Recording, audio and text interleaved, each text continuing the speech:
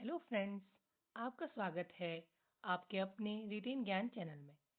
आज हम बात करेंगे उत्तराखंड बजट 2025-26 के बारे में, जिसमें हमने इस वीडियो में जितने भी अपडेट्स हैं वो न्यू हैं और पूर्ण विश्लेषण है। जो हमने इसमें मटेरियल यूज़ किया है वो पूरी तरह से गवर्नमेंट साइड से लिया गया है और आपको काफ़ी हेल्प करेगा एग्ज़ाम्स में। तो आइए स्टार्ट करते हैं। इससे पहले मैं बता दूं, हमें सपोर्ट कीजिएगा और लाइक एंड शेयर कीजिएगा। चलिए आज हम स्टार्ट करते हैं उत्तराखंड बजट 2025-26। सबसे पहले हम देख लेते हैं कि बजट क्या होता है। बजट्स की थोड़ा डेफिनेशन देख लेते हैं जिससे हमें पूरा वीडियो समझने में आसान होगा। तो बजट एक वित्तीय वर्ष में जितना भी जो सरकार का जो आय और व्यय का वितरण होता है उसे कहा जाता है। इसका उपयोग सरकार कहाँ करती है? इसका उपयोग करती है वित्तीय संसाधनों के प्रबंधन एंड संसाधनों के संचालन में, कि किस हिसाब से हम संसाधनों का प्रबंधन करेंगे और किस हिसाब से संसाधनों का संचालन किया जाएगा, इसके लिए हम बजट तैयार किया जाता है। जो हमारा संविधान है उसमें बजट के लिए कौन सा आर्टिकल एलोकेट किया गया है ये देख लेते हैं। तो आर्टिकल जो है 112, आर्टिकल 112 के द्वारा हमारे संविधान में आर्टिकल 112 के द्वारा हमारे संविधान में जो बजट है, वैसे यूजुअली हमारे संविधान में बजट शब्द का यूज़ नहीं किया गया है। जो हमारे संविधान में बजट के लिए जो यूज़ है वो है एनुअल फाइनेंशियल स्टेटमेंट, वार्षिक वित्तीय विवरण। और हम इसे बजट मतलब जो लोग आम यूजुअली हम बोलते हैं उसके लिए यूज़ किया जाता है, या फिर हम बोल सकते हैं कि मीडिया के यूज़ के लिए हम बजट शब्द यूज़ करते हैं। वैसे संविधान में हमारा बजट शब्द का प्रावधान नहीं किया गया है, लेकिन संविधान में जो हमारा एनुअल फाइनेंशियल स्टेटमेंट है उसके लिए जो आर्टिकल दिया गया है वो है 112। आगे देख लेते हैं। जैसे कि हमने देखा कि जो हमारा ये बजट है ये उत्तराखंड बजट है, तो ये एक राज्य बजट हुआ। तो राज्य बजट के लिए संविधान के भाग 6 और आर्टिकल पार्ट जो है 6 और आर्टिकल जो है 202 के माध्यम से जो राज्य विधानमंडल के समक्ष, तो जो राज्य का बजट होता है कहा जाता है राज्य विधानमंडल के समक्ष जो है जो वार्षिक वितरण जो है वो प्रस्तुत किया जाता है। तो और इसे राज्य बजट के रूप में कार्य करता है। जो ये है वो राज्य बजट के रूप में कार्य करता है। आगे देख लेते हैं। तो थोड़ा हिस्ट्री जान लेते हैं कि हमारी जो हिस्ट्री थी वो क्या रही थी बजट से रिलेटेड, जो इससे क्वेश्चन आए तो आपको थोड़ा इजी हो। तो यहाँ पर देखिए कि जो बजट है उसको वित्त मंत्री के द्वारा पेश किया जाता है। कभी कभी ये क्वेश्चन ये पूछा जाता है कि जो बजट है वो किसके द्वारा जो है पेश किया जाता है। और जो जो उत्तराखंड की बात करें तो बजट पहली बार 3 मई 2001 को तत्कालीन वित्त मंत्री रमेश पोखरियाल निशंक के द्वारा पेश किया गया था। जो पहला बजट था हमारा, जो हमारा जो उत्तराखंड बना था उसके बाद जो फर्स्ट बजट था। और अगर हम उत्तराखंड के निर्वाचित सरकार का पहला बजट देखें तो निर्वाचित सरकार का जो पहला बजट था वो 2002 और 2003 में पेश किया गया था। किसके द्वारा? नारायण दत्त तिवारी के द्वारा। यहाँ पर तो कंफ्यूजन मत कीजिएगा, ये पहला बजट था जो रमेश पोखरियाल निशंक के द्वारा पेश किया गया था, और निर्वाचित सरकार का जो पहला बजट है वो नारायण दत्त तिवारी के द्वारा पेश किया गया था। अगला देख लेते हैं। ये काफ़ी इंपॉर्टेंट हो जाता है, इसको थोड़ा इंपॉर्टेंट मार्क कीजिएगा, क्योंकि जनरल बजट हमारा पहले नहीं आता था। फिर 2007 और 2008 के बाद फर्स्ट बार जो है जनरल बजट प्रस्तुत किया गया, और तब से कंटिन्यूसली जो जनरल बजट है वो भी प्रस्तुत किया जाता है।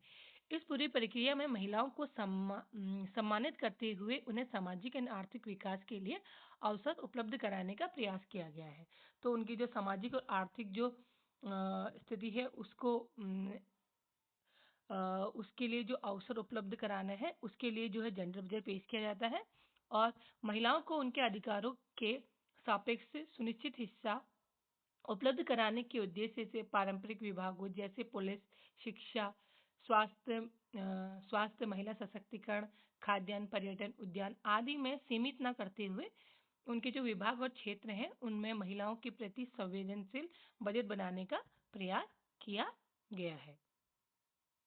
सो यहाँ पर जो वुमेन्स हैं उनके राइट्स को या फिर उनकी जो भागीदारी है उसको और ज़्यादा प्रेजेंट कर सके, इसके लिए जो है जेंडर बजट अलग सा पेश किया जाता है। तो ये डेट याद रखिएगा 2007 और 2008 से। नेक्स्ट देख लेते हैं। सो अभी तक हमने जो देखा वो हमने थोड़ा बजट का जो डेफिनेशन थी वो देखी, उसके बाद हमने थोड़ा हिस्ट्री देखी कि हमारे उत्तराखंड की बजट की क्या हिस्ट्री रही है। अब हम देखेंगे कि 2024 सॉरी 2025 और 26 में जो बजट है उसमें क्या प्रावधान किया गया है।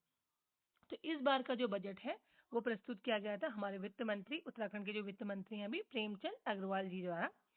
और इस बार का जो बजट है वो जो पूरा बजट है वो है 1,01,175 करोड़ रुपए। सो ये फर्स्ट टाइम है जो हम इतना 1 लाख करोड़ का आंकड़ा जो है वो पार कर रहे हैं।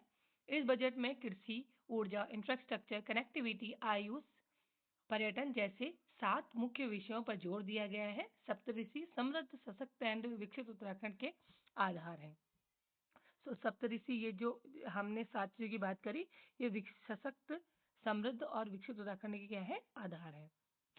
आगे बात कर लेते हैं। अब हम बात करते हैं उत्तराखंड की बजट की विशेषता। उत्तराखंड के जो बजट है उसकी क्या क्या विशेषता रही है। सो फर्स्ट विशेषता, जैसे हमने आगे भी बात किया था कि ये पहली बार है जब हम 1 लाख करोड़ रुपए से अधिक का जो आय जो है वो प्रस्तुत कर रहे हैं। और स्थापना निर्माण के अंतर्गत पूंजीगत परिव्यय में 14,763.13 करोड़ का प्रावधान किया गया है, जो अब तक का सबसे अधिक है। सो अब तक जितने भी बजट है उनसे जो पूंजीगत परिव्यय है वो अभी तक का सबसे ज़्यादा है, जो इस बार का है। ग्रामीण रोजगार हेतु मत्स्य विभाग की ऋण प्रोत्साहन योजना को 146 करोड़ रुपए दिए गए हैं। सो इसमें से जो पैसा हमने अभी जो हमारा बजट प्रस्तुत किया गया था, इसमें से कितना कितना पैसा कहाँ कहाँ एलोकेट किया गया है इसके बारे में दिया गया है। तो मत्स्य विभाग की जो ऋण प्रोत्साहन योजना है उसके लिए 146 करोड़ रुपए का प्रावधान किया गया है। UIIDB की को हरिद्वार ऋषिकेश विकास हेतु परामर्शी सेवा हेतु 168.33 करोड़ रुपए और स्टार्टअप वेंचर के लिए 20 करोड़ रुपए का प्रावधान किया गया है। आगे देख लेते हैं। प्रवासी उत्तराखंड परिषद के लिए 1 करोड़ रुपए, रिवर फ्रंट डेवलपमेंट परियोजना शारदा कॉरिडोर के लिए 10 करोड़ रुपए इंपॉर्टेंट हो जाता है। स्मार्ट सिटी के अंतर्गत इलेक्ट्रिक बसों के संचालन हेतु 6.5 करोड़ रुपए एलोकेट किया गया है। होमगार्ड कल्याण कोष रिवॉल्विंग फंड के लिए 1 करोड़ रुपए दिया गया है। रेशम फेडरेशन को रिवॉल्विंग फंड के लिए 5 करोड़ रुपए दिया गया है। समान नागरिक संहिता यहाँ पर इंपॉर्टेंट हो जाता है, काफ़ी ज़्यादा चर्चा में रहा था, तो इसके लिए जो है 30 करोड़ रुपए का प्रावधान किया गया है। और स्प्रिंग एंड रिवर रिजनरेशन हेतु 125 करोड़ रुपए और जलवायु परिवर्तन समन हेतु 60 करोड़ रुपए। जलवायु परिवर्तन भी इंपॉर्टेंट हो जाता है, इसके लिए हमने 60 करोड़ रुपए का एलोकेशन किया गया है। नेक्स्ट देख लेते हैं। पेयजल एंड सिंचाई विभाग की योजनाओं के बिजली के भुगतान हेतु 490 करोड़ रुपए और पुलिस विभाग के मादक पदार्थों से संबंधित मुखबरी के संवर्धन हेतु 10 करोड़ रुपए और समान नागरिक संहिता इम्पोर्टेंट 20 करोड़ रुपए। तो यूसीसी के लिए हमारे पास इस बार जो है 25-26 के जो बजट है उसमें कितना पैसा एलोकेट किया गया है, 20 करोड़ रुपए किया गया है। तो आगे देख लेते हैं। आई होप आपको समझ में आ रहा हो। अगर आपको समझ में नहीं आता है तो वीडियो को दोबारा देखें, उससे आपको बेटर तरीके से समझ में आएगा एक बार में, अगर आपको समझ में नहीं आता है तो। अब हम थोड़ा ये चार्ट देख लेते हैं कि जो बजट होता है वो गवर्नमेंट किस हिसाब से पेश किया गया है। वैसे इसमें हमने जो 23, 24, 25 और 26 का जो डाटा है वो सब लिया है। अभी हमारा जो मेन फोकस रहेगा तो है 25 और 26 के डाटा पर रहेगा। सो यहाँ पर हम देख लेते हैं कि बजट में 2 टाइप का कुल प्राप्तियां और कुल व्यय। कुल प्राप्तियां वो होती है जो एक पर्टिकुलर ईयर में, एक पर्टिकुलर साल में जो आय जो है वो अर्जित की जाती है। और व्यय होता है कि एक पर्टिकुलर ईयर में जो खर्चा किया जाता है उसका योग। तो जो कुल प्राप्तियां हैं उसमें हम दो टाइप की ले लेते हैं, एक राजस्व प्राप्ति, एक पूंजीगत प्राप्ति। राजस्व प्राप्ति की बात करें तो ऐसी प्राप्तियां जो गवर्नमेंट ये एक ऐसी आय होती है जो सरकार जो है नियमित रूप से प्राप्त करती है और जिससे संपत्ति और देनदारी नहीं बदलती है। नियमित रूप से प्राप्त करना मतलब जैसे जीएसटी गवर्नमेंट जो नियमित रूप से प्राप्त करती रहती है, या फिर इनकम टैक्स जो है जो हम भरते हैं लोग उससे प्राप्त करती रहती है, और या फिर कस्टम ड्यूटीज से। तो जो भी गवर्नमेंट नियमित रूप से उनकी जो इनकम या फिर जिससे वो गेन करती हैं वो सब राजस्व प्राप्तियों में आते हैं। यहीं अगर हम इसका देख लें कि पूंजीगत प्राप्ति, तो पूंजीगत प्राप्ति में वो आय आती है जिसमें सरकार की देनदारी बढ़ती है और संपत्ति में कमी आती है। देनदारी बढ़ती है मीन्स कि हमें किसी को देना है, मतलब क्या देना है, जैसे विदेशी हमने कोई ऋण लिया उसे देना है, या कोई बॉन्ड्स हो गए, या फिर ट्रेजरी बिल्स हो गए। तो इन सब की जो देनदारी होती है ये सब किस में आता है, पूंजीगत प्राप्तियों में। आई होप आपको समझ में आया होगा कि राजस्व प्राप्ति क्या होती है और पूंजीगत प्राप्ति क्या होती है। इसी टाइप से सेम एज कुल व्यय भी होता है जिसमें एक राजस्व व्यय हो जाता है और एक जो है पूंजीगत व्यय हो जाता है। राजस्व व्यय जो रोजमर्रा का खर्चा होता है सरकार का उनसे जुड़ा होता है। जैसे रोजमर्रा के खर्चे का मतलब होता है जैसे वेतन हो गया, किसी को वेतन देना है, सब्सिडीज हो गई, इन सब में हम देख लेते हैं कि ये सब चीजें जिसमें सरकार का नियमित जो है जो खर्चों से जुड़ा हुआ है वो आ जाता है राजस्व व्यय में। और यहीं पर अगर हम पूंजीगत व्यय देख लें तो इसमें जो सरकार की जो लंबी अवधि की संपत्ति होती है जिसमें ऋण चुकाना था उसमें होता है। और पूंजीगत व्यय को ही विकासात्मक खर्च माना जाता है क्योंकि इससे क्या होता है, इंफ्रास्ट्रक्चर बढ़ता है। जस्ट लाइक अगर हम सड़क निर्माण की बात करें कि सड़क का जो निर्माण हो गया, रेल हो गया बनाना, रेल पटरीज वगैरह, पुल बनाना, सुरक्षा के उपकरण लेना, तो ये सब किस में आता है, पूंजीगत व्यय में। इन्हें नोट कीजिएगा क्योंकि ये पूछा जाता है कि पूंजीगत व्यय या फिर राजस्व व्यय या राजस्व प्राप्तियां या पूंजीगत प्राप्तियां, ये सब गवर्नमेंट जो गवर्नमेंट एग्जाम्स है उसमें पूछा जाता है। सो इन्हें थोड़ा नोट कीजिएगा। और राजस्व घाटा, कितना घाटा आया, और राजकोषीय घाटा में जितना हमने प्राप्त किया जितना व्यय किया उसका जो डिफरेंसेस होता है। आई होप आपको ये टर्म समझ में आए होंगे। सो अब हम देख लेते हैं कि इस बार जो हमारा राजस्व प्राप्तियां थी, पूंजीगत प्राप्तियां थी, कितनी रही। सो कुल जो प्राप्तियां रही इस बार का है 1,01,01,000 34.75 करोड़ रुपए। और जो कुल व्यय था वो था 1,01,175.33।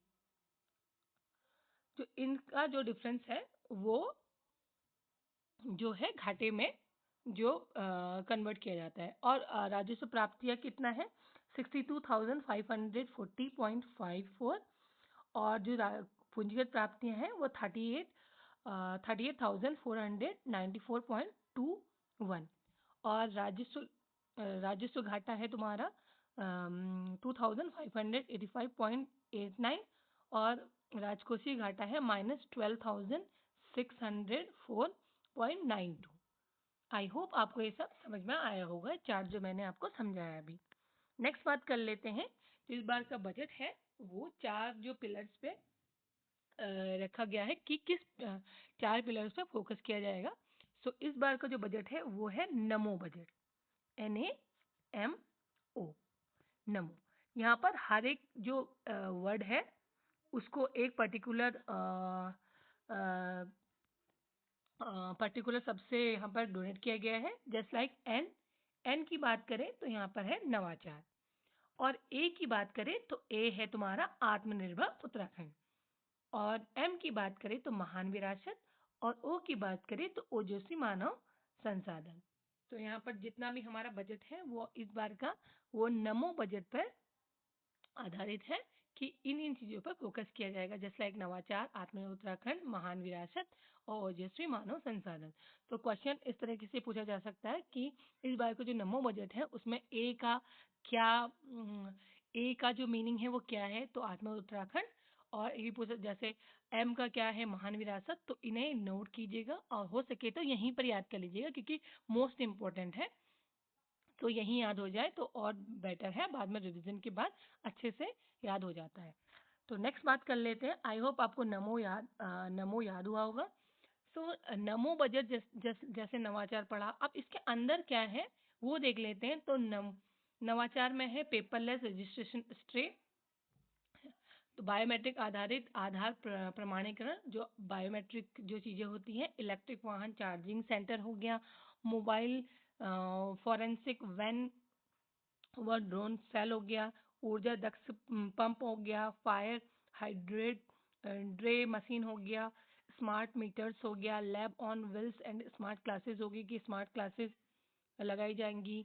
इनोवेशन प्लास्टिक वेस्ट मैनेजमेंट हो गया कि प्लास्टिक का जो वेस्ट है वो किस हिसाब से मैनेज किया जाएगा क्योंकि पॉल्यूशन बढ़ रहा है। स्प्रिंकल प्रणालियाँ होगी, विज्ञान चेतना केंद्र हो गए, साइंस सेंटर्स हो गए, साइंस सिटीज हो गए, लैब ऑन व्हील्स हो गया। तो जितने भी नवाचार की चीज़ें हैं, नवाचार में ये सब चीज़ें हमने ऐड, गवर्नमेंट ने ऐड की गई हैं। अब आता है जो हमने ए का जो पढ़ा था वो है आत्मनिर्भर उत्तराखंड। अब इसके इसके अंदर इन्होंने सप्तऋषि का प्रावधान किया गया है। सो ये सप्तऋषि जो है इम्पोर्टेंट हो जाता है। सप्तऋषि, अब सप्तऋषि के अंदर क्या क्या है, सप्तऋषि के अंदर इन्होंने 7 चीजें ली गई हैं। जैसे फर्स्ट है कृषि, सेकंड इज ऊर्जा, तीसरा है संयोजकता, चौथा आयुष पर्यटन, पांचवा छठा अवसंरचना, सातवां उद्योग। सो ये 7 चीजें याद कीजिएगा क्योंकि जैसे इस टाइप क्वेश्चन बन सकता है कि इन ऑप्शन में कौन सा नहीं है या कौन सा है। सो सप्तऋषि के अंदर क्या क्या है ये याद कर लीजिएगा, मोस्ट इम्पोर्टेंट हो जाता है और इसे इम्पोर्टेंट मार्क भी कीजिएगा। और ये सप्तऋषि जो है समृद्ध, सशक्त और विकसित उत्तराखंड के आधार है। तो ये आत्मनिर्भर उत्तराखंड के अंदर है। आई होप आपको समझ में आया होगा। समझ में आ रहा है तो वीडियो को लाइक करें, सब्सक्राइब करें और शेयर करें, जो ज़्यादा से ज़्यादा लोगों तक पहुंचे और उन्हें भी इस चीज़ का बेनिफिट हो। नेक्स्ट बात कर लेते हैं महान विरासत। अब इन्होंने महान विरासत के अंदर क्या रखा है, तो ये आ जाता है हमारा एम। अभी हमने नमो में जो लेटर्स पढ़े थे उनको डिफाइन करके हम देख रहे हैं क्या क्या है। तो महान विरासत में है शीतकालीन यात्रा, जो हमारे जो हमारी विरासत है उत्तराखंड की, उन सब के बारे में दिया गया है। शीतकालीन यात्रा हो गया, आदि कैलाश ओम पर्वत दर्शन हेतु सुगमता हो गया, हरिद्वार एंड ऋषिकेश का पुनर्विकास हो गया, शारदा रिवर फ्रंट हो गया। ये सब महान विरासत के अंदर है। नेक्स्ट देख लेते हैं ओ, जो हमारा लास्ट था ओ। ओ मीन्स होता है ओजस्वी मानव संसाधन, कि जो हमारे मानव संसाधन है उसके बारे में दिया गया है। पोषण, स्केलर, शिक्षण, प्रशिक्षण, उद्यान, रोजगार सर्जन, विपणन, सभी बिंदुओं को समेटते हुए एक महान हॉलिस्टिक अप्रोच अपनाई गई है। तो इस बार की जो अप्रोच है वो क्या है, हॉलिस्टिक अप्रोच है। तो यहाँ पर हमने गवर्नमेंट ने जो इसके अंदर इंक्लूड किया है वो किया है उद्यमिता को प्रोत्साहन देना, कि उद्यमिता कैसे बढ़ेगा, स्टार्टअप को प्रोत्साहन देना कि लोग स्टार्टअप कैसे शुरू करें, रिकॉर्ड पारदर्शिता नियुक्ति करना कि जो नियुक्तियां होंगी वो पारदर्शी हो, मतलब जो पेपर्स हो रहे हैं वो सब कुछ राइट तरीके से हो और सबको इक्वल जो राइट्स हैं वो मिले। नॉलेज इकोनॉमी, डिजिटल दस्ता, infra information technology, artificial intelligence तो आजकल काफ़ी ज़्यादा चर्चे में है, तो ये भी इंक्लूड किया गया है। छात्रवृत्ति, शैक्षणिक भ्रमण कार्यक्रम, प्रशिक्षण, साइंटिफिक टेम्परामेंट को प्रोत्साहन देना, खेल सुविधाओं का विकास, खिलाड़ियों को प्रोत्साहन और कृषकों को प्रोत्साहन। सो खिलाड़ियों को भी प्रोत्साहन मिलेगा इसमें और कृषकों को भी प्रोत्साहन दिया जाएगा। आई होप आपको समझ में आया होगा ओजस्वी मानव संसाधन के अंदर क्या क्या इंक्लूड किया हुआ है। आगे देख लेते हैं तो बजट का आकार, तो इस बार का जो बजट का आकार है वो किस तरीके का है ये भी देख लेते हैं। तो 2024 और 25 की सापेक्ष अगर बात करें तो इस बार के बजट में वृद्धि देखी गई है, जो काफ़ी अच्छी बात है। तो इस बात की जो वृद्धि भी अच्छी खासी देखी गई है, 13.38% की वृद्धि देखी गई है, जिसके बाद हमारा बजट जो हो जाता है वो 1,01,175.33 करोड़ हो जाता है। अभी हमने ऊपर भी ये देखा था। यहाँ पर याद कीजिएगा, इंपॉर्टेंट मार्क कीजिएगा, जो वृद्धि हुई है वो कितनी हुई है, 13.38%। तो 13.38% की वृद्धि देखी गई है। नेक्स्ट देख लेते हैं कि व्यय कितना हुआ और प्राप्तियां कितनी हुई। राजस्व व्यय हुआ है 59,954.65 करोड़। पूंजीगत व्यय है 41,220.68 करोड़। पूंजीगत परिव्यय है 14,763 करोड़ रुपए। ये जो व्यय है उसमें किया गया कि कितना व्यय किया जाएगा। प्राप्तियों की बात करें तो कुल प्राप्तियां हैं 1,01,034.75 करोड़। और राजस्व प्राप्तियां, अभी हमने राजस्व प्राप्तियां पूंजीगत प्राप्तियों पर डिफाइन की थी, तो मैं यहाँ पर सिर्फ डाटा बता देती हूँ। राजस्व प्राप्तियां हैं 62,540.54 करोड़ रुपए और पूंजीगत प्राप्तियां हैं 38,494.21 करोड़ रुपए। आई होप आपको सब कुछ समझ में आ गया होगा। बजट को अच्छे से समझें। अगर आप अच्छे से यहीं पर समझ जाते हैं तो आपको इजीली सब कुछ याद हो जाएगा, ज़्यादा प्रॉब्लम्स नहीं आएंगी। बजट में यही मेन रहता है कि थोड़ा समझ में आ जाए, डाटा बेस होता है इसलिए थोड़ा समझने में दिक्कत आती है। आई होप आपको दिक्कत नहीं आ रही होगी। अब हम देख लेते हैं मोस्ट इम्पोर्टेंट, जहाँ से क्वेश्चन हर टाइम पूछा जाता है एग्जाम्स में। इसको आप मोस्ट इम्पोर्टेंट मार्क कीजिएगा, यहाँ से क्वेश्चन बनता ही बनता है। यहाँ पर जो पाई चार्ट है उसमें दिखाया गया है कि जो 1 रुपीज़ का कॉइन है, जो 1 रुपीज़ होता है, उसको गवर्नमेंट किस हिसाब से किस परसेंट में कहाँ कहाँ पर जो खर्च करेगी, सॉरी जो आता है, अभी हम आता है जाएंगे, फिर हम जो जाता है उसको भी देखेंगे। यहाँ पर है आता है, रुपया आता है। कहाँ कहाँ से कितना रुपया आता है उसको परसेंटेज में डोनेट किया गया है। अब हम थोड़ा जूम करके देख लेते हैं यहाँ पर कि इस बॉक्स में किस हिसाब से दिया गया है। आई होप आपको दिख रहा हो वीडियो में। यहाँ पर सबसे इम्पोर्टेंट हो जाता है कि कहाँ से पैसा जो है आया है इस बार का सबसे ज़्यादा। इस बार का जो सबसे ज़्यादा पैसा आया है वो स्वयं का जो कर राजस्व है उससे आया है 29.38%। ये याद रखिएगा कि ये काफ़ी ज़्यादा एग्जाम से पूछा जाता है। प्लीज़ इसे इम्पोर्टेंट मार्क कीजिएगा और सही से देखिए भी और कोशिश कीजिए कि यही याद हो जाए आपको। तो इस बार का जो हमें सबसे ज़्यादा पैसा आया है वो आया है स्वयं का जो कर राजस्व है उससे। और सेकंड बात करें, सेकंड मोस्ट 3 इम्पोर्टेंट हो जाते हैं शुरू के। सेकंड है जो लोक ऋण है 23.121 जो परसेंट है वहाँ से आया है। और जो थर्ड बात करें केंद्र सरकार की सहायता अनुदान, आपको पता है कि हमें सेंटर से भी जो सहायता अनुदान मिलता है, और हम जो हिल स्टेशंस है या फिर जो स्पेशल राज्य होते हैं उनके लिए 70:330 का जो होता है वो किया जाता है। तो इस बार जो गवर्नमेंट के द्वारा हमको सहायता अनुदान दिया गया है उसका जो परसेंटेज है वो है 22.30%। आई होप आपको समझ में आया हो और ये काफ़ी ज़्यादा इम्पोर्टेंट है, इसे यहीं याद कर लीजिएगा। नेक्स्ट देख लेते हैं। अब हमने ये देखा कि पैसा कहाँ से आता है। अब हम देखेंगे कि सेम एज कि पैसा कहाँ जाता है। पैसा कहाँ जाता है, इसमें सेम एज है कि 1 रुपये का ही प्रावधान है कि 1 रुपये को किस हिसाब से बांटा जाता है। पैसा कहाँ जाता है, इसमें सबसे ज़्यादा हमारा जो हम वेतन भत्ता मजदूरी देते हैं इन सब व्यय में जाता है। तो 23.98%, आपको इस पाई चार्ट में भी दिख रहा हो, ये देखिए 23.98%। ये है जो वेतन और भत्ते में हमारा पैसा सबसे ज़्यादा जाता है।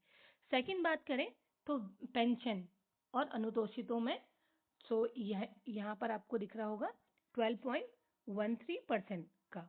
और नेक्स्ट बात करें तो बृहद निर्माण कार्य एंड लघु निर्माण कार्य में 10.94%। ये वाला। तो ये है पैसा कहाँ जाता है, मोस्ट 3 इंपॉर्टेंट हो जाता है। First is the most important, तो याद रखिएगा जो पैसा जाता है वो वेतन, भत्ते, मजदूरी आदि व्यय में जाता है।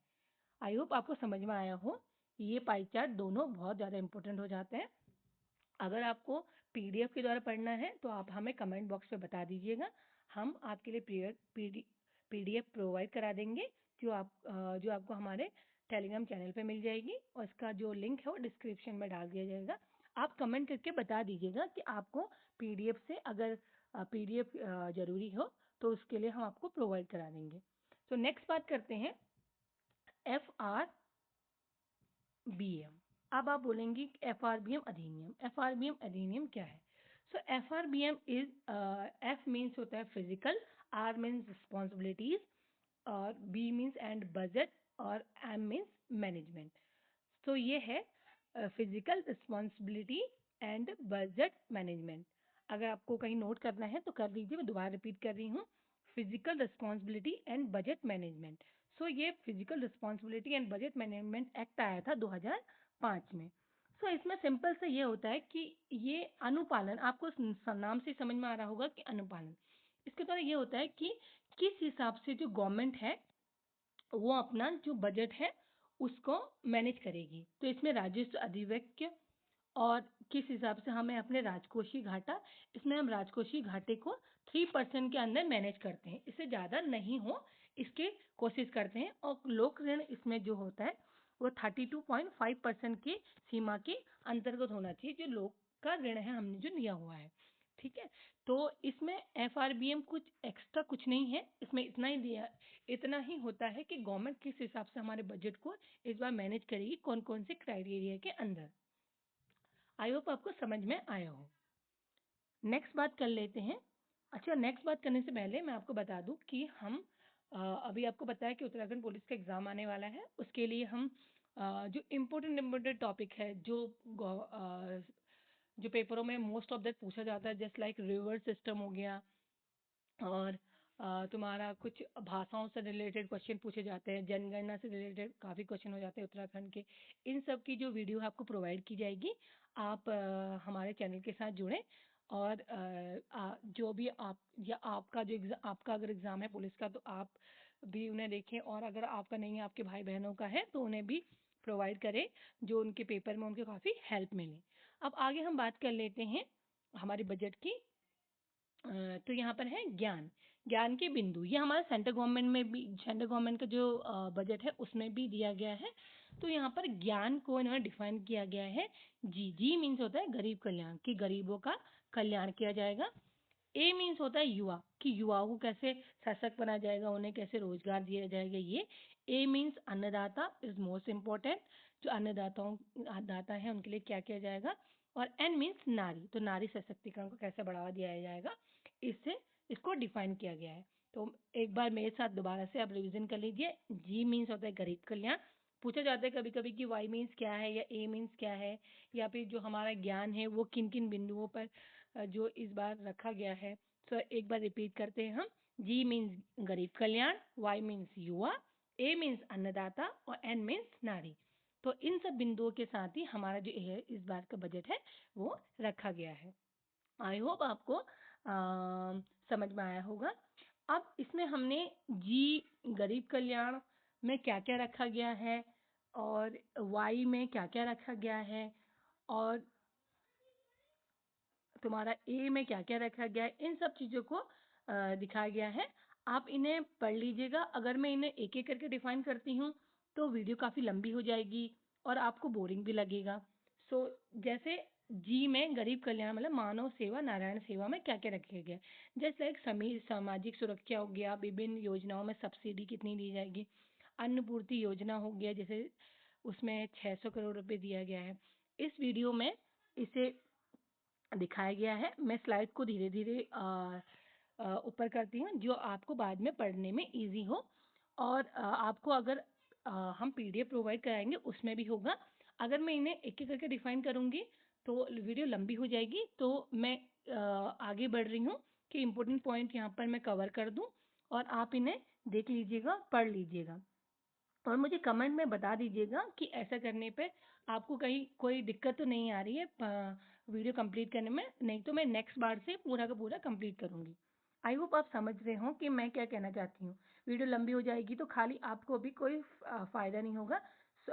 छोटी होगी तो रिवीजन में भी अच्छा रहेगा और फर्स्ट बार देखने में भी आपको सही लगेगा। सो वाई के अंदर ये युवाओं के लिए क्या क्या किया गया है ये सब दिखाया गया है।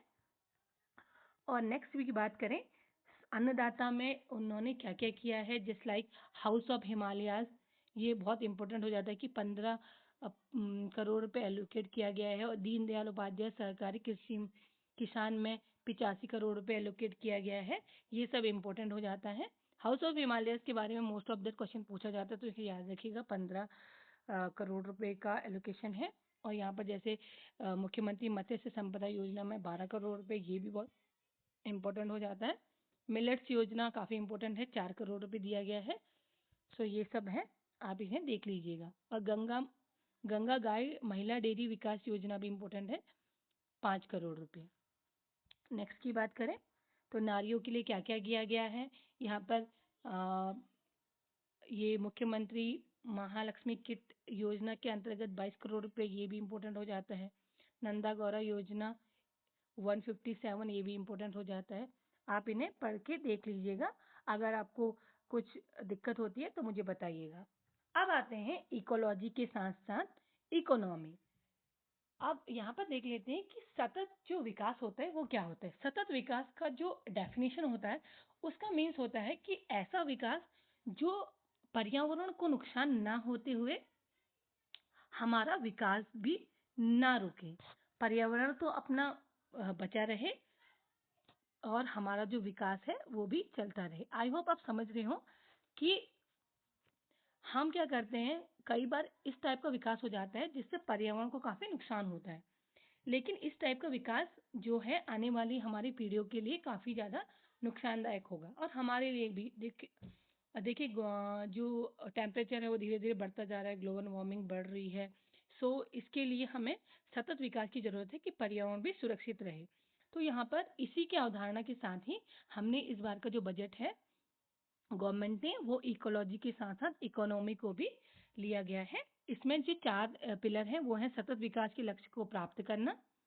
आई होप आपको दिख रहा हो डायग्राम में। पर्यावरणमुखी नीतियों का निर्धारण करना और स्वच्छ पर्यावरण और प्राकृतिक संसाधनों के संरक्षण पर बल और स्थिति एंड स्थापक पर्यावरण को सुनिश्चितीकरण करना। सो ये सब इसमें डाले गए हैं इकोलॉजी के साथ साथ इकोनॉमी। इम्पोर्टेंट हो जाता है, प्लीज़ देखिए और इम्पोर्टेंट मार्क कीजिए। अब ये महत्वपूर्ण कुछ योजनाएं हैं, इसकी बात कर लेते हैं। जैसे कैंपा योजना के लिए 395 करोड़ रुपए दिए गए हैं। जलवायु परिवर्तन समन हेतु 60 करोड़ रुपए। स्प्रिंग एंड रीजनरेशन प्राधिकरण सारा के अंतर्गत 125 करोड़ रुपए इम्पोर्टेंट हो जाता है। सार्वजनिक वनों के सृजन हेतु 10 करोड़ रुपए और ई बस इंफ्रास्ट्रक्चर के संचालन हेतु 27.5 करोड़ रुपए का प्रावधान किया गया। ये इंपॉर्टेंट योजनाएं हैं, तो थोड़ा देख लीजिएगा कि पेपर में आए तो आपको इजी रहे। अब आते हैं विभिन्न सेवाओं में व्यय का प्रावधान कि किन किन सेवाओं में कितना कितना व्यय किया गया है। तो सामान्य सेवाओं में 26,275.88 करोड़ किया गया है, तो सामान्य सेवाएं हैं। और सामाजिक सेवाओं में जो समाज के लिए सेवाएं की जाएंगी 27,719.32 करोड़ रुपए। और आर्थिक सेवाओं में 16,754.51 करोड़ रुपए। स्थानीय निकायों के अनुदान में 3,968.07 करोड़ रुपए का अनुदान किया गया है कि किस हिसाब से क्या क्या कहाँ बांटा गया है। नेक्स्ट देख लेते हैं कि विभिन्न विभागों के आवंटन में क्या क्या किया गया है। जैसे पेंशन में सबसे ज़्यादा इन्होंने एलोकेट किया है, उसके बाद ब्याज, उसके बाद पुलिस और जेल में कितना दिया गया है, उसके बाद राजस्व और सामान्य प्रशासन को कितना दिया गया है, फिर आता है न्याय में। तो सबसे ज़्यादा जो आवंटन है वो किस में किया गया है, पेंशन में। अभी हमने पाई चार्ट में भी देखा था कि हम पेंशन वगैरह में ज़्यादा भुगतान करते हैं। और आर्थिक सेवाओं की बात करें तो ग्राम में विकास के लिए सबसे ज़्यादा पैसे एलोकेट किए गए हैं, फिर कृषि उद्यान, फिर सिंचाई विभाग, फिर ऊर्जा, फिर बाकी सब। तो मोस्ट इम्पोर्टेंट जो 3 हैं वो याद रखिएगा, ग्राम विकास के लिए, कृषि उद्यान के लिए और सिंचाई और बाढ़ के लिए। नेक्स्ट देख लेते हैं, सामाजिक सेवाओं के लिए शिक्षा, खेलकूद और संस्कृति के लिए सबसे ज़्यादा एलोकेशन किया गया है। उसके बाद चिकित्सा एंड लोक स्वास्थ्य के लिए, और उसके बाद सामाजिक सुरक्षा और कल्याण के लिए सबसे ज़्यादा एलोकेट किया गया है सामाजिक सेवाओं में। अब बात करते हैं कि राज्य की अर्थव्यवस्था, राज्य का सकल घरेलू उत्पाद। तो इस बार का जो सकल घरेलू उत्पाद रहा वो कितना रहा? 23-24 की बात करें तो 3,32,000 करोड़ था, और इस बार का जो 24-25 का था वो 3,78,000 करोड़ रुपए का इस बार का जो हमारा GSDP है, मतलब सकल घरेलू उत्पाद है, उसकी बात की जा रही है। नेक्स्ट बात करते हैं, हाँ ये इम्पोर्टेंट हो जाता है क्योंकि प्रति व्यक्ति आय मोस्ट ऑफ दैट पूछी जाती है। तो हमारी जो 23-24 की आय थी वो थी 2,46,178। इस बार हमारा बढ़ के 2,74,064 हो गई है, ये याद रखिएगा, मोस्ट इम्पोर्टेंट। और अगर राज्य की, हाँ, और इसमें जो वृद्धि देखी गई है वो 11.33% की वृद्धि है हमारे राष्ट्रीय आय में। इसे याद कीजिएगा, अभी याद कर लें, इंपॉर्टेंट चीज़ें अभी याद हो जाएं तो आपके लिए बेनिफिट है। और अगर राष्ट्रीय आय की बात करें तो 1,85,205 23-24 की थी, और जो अभी हमारी है वो है 2,01,62। तो हम अभी राष्ट्रीय आय से कहीं ज़्यादा आगे चल रहे हैं। और जो राष्ट्रीय आय में जो ग्रोथ है वो है 8.7% की, और हमारी याद रखें इम्पोर्टेंट है 11.33%। ओके, आपको समझ में आया हो। अब नेक्स्ट बढ़ते हैं, इज मोस्ट इम्पोर्टेंट और लास्ट ऑफ द वीडियो।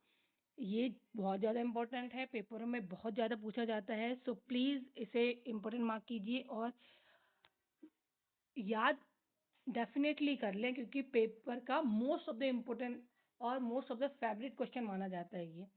हमने जो प्राथमिक सेवाएं हैं कृषि वगैरह में, उसमें उसका जो योगदान है वो है 9.8%, और द्वितीय क्षेत्र की बात की जाए तो 43.5%, और तृतीय क्षेत्र की बात की जाए तो 46.7% का है। तो ये बहुत बार आता है, प्राथमिक क्षेत्र भी बहुत बार पूछा जाता है। अभी हाल ही के एग्जामों में भी इससे क्वेश्चन बना था। तो ये है 9.8%, और द्वितीय क्षेत्र में 43.5%, और तृतीय क्षेत्र में 46.7%। तो यहाँ पर ये बजट कंप्लीट होता है। आई होप आपको पूरा बजट समझ में आए हो, और अगर आपको कुछ लगता है कि हमें कुछ इम्प्रूवमेंट की ज़रूरत हो तो कमेंट बॉक्स पे लिखिए, और वीडियो को सपोर्ट कीजिएगा और सब्सक्राइब कीजिएगा, लाइक कीजिएगा, ताकि ऐसे अच्छा से अच्छा कंटेंट हम आपके लिए लाते रहें जो आपके पेपर को हेल्प करे। मेन टारगेट इज दैट कि हमें पेपर क्वालिफाई करना है। उस हिसाब का मटेरियल हम आपको प्रोवाइड करते रहेंगे, और थैंक यू फॉर वॉचिंग।